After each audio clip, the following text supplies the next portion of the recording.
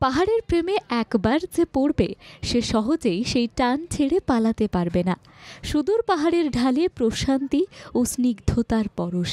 পাহাড়প্রেমী মানুষরা পাহাড়ি কোনো উপত্যকায় গেলে জীবনে নতুন করে বেঁচে থাকার রসদ খুঁজে পায়। যাবেন নাকি আপনিও এরকম কোনো এক পাহাড়ি গন্তব্যে? তা যেতেই পারেন শিরিষে গাঁওয়ে। কালিম্পং থেকে এই গ্রামের দূরত্ব মাত্র ৬ কিলোমিটার।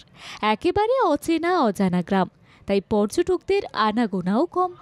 আপনি যদি নেক্সট গন্তব্য হিসেবে কোনো নিঝুম পাহাড়ি উপত্যকায় যেতে চান, তাহলে আপনাকে যেতে হচ্ছে এই শিরিষে গাঁওয়ে। এখানে জনবসতি খুবই কম, তাই গুটি কয়েক হোমস্টে আছে এই গ্রামে। বাঁশ ও কাঠের তৈরি হোমস্টের বারান্দা থেকে বাইরের মেঘে ঢাকা পাহাড়ের ভিউ দেখতে অসাধারণ। এই গ্রামের ১০ কিলোমিটারের মধ্যেই রয়েছে নানা দেখার জায়গা। এখানে রয়েছে একটি বৌদ্ধ মনেস্ট্রিও। রাস্তার ঠিক ধারেই রয়েছে এই বৌদ্ধ মনেস্ট্রি। মাঝারি আকারের এক বুদ্ধ মূর্তি বসানো রয়েছে মন্দিরের চূড়ায়। মনেস্ট্রির চারপাশ নানা রঙের ছোট বড় পাহাড়ি পতাকা দেওয়া রয়েছে, যা পাহাড়ের শীতল হাওয়ায় দোল খেতে দেখা যাবে।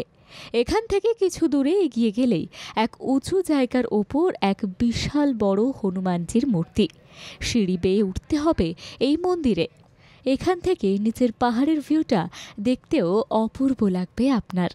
চারপাশের সবুজ পাহাড়ি পরিবেশে পাহাড়ের ঢাল বরাবর হাঁটতে আপনার বড়ই ভালো লাগবে। অজানা পাখি দেখার পাশাপাশি তাদের মুখরিত কলতান। এই গ্রামে নানা ধরনের ফুলের শোভা দেখতে পাবেন আপনিও। সেখান থেকে আপনি চাইলেই চলে যেতে পারেন ফরেস্ট বাংলোতে, আবার দেখে আসতে পারেন অর্গ্যানিক স্ট্রবেরি ফার্ম। ভাবছেন যাবেন কিভাবে? ট্রেনে করে পৌঁছে যেতে হবে শিলিগুড়ি। সেখান থেকে গাড়ি ভাড়া করে দার্জিলিং, আর দার্জিলিং থেকে আরও একটি গাড়ি ভাড়া করে পৌঁছে যেতে পারবেন শিরিষে গাঁওয়ে।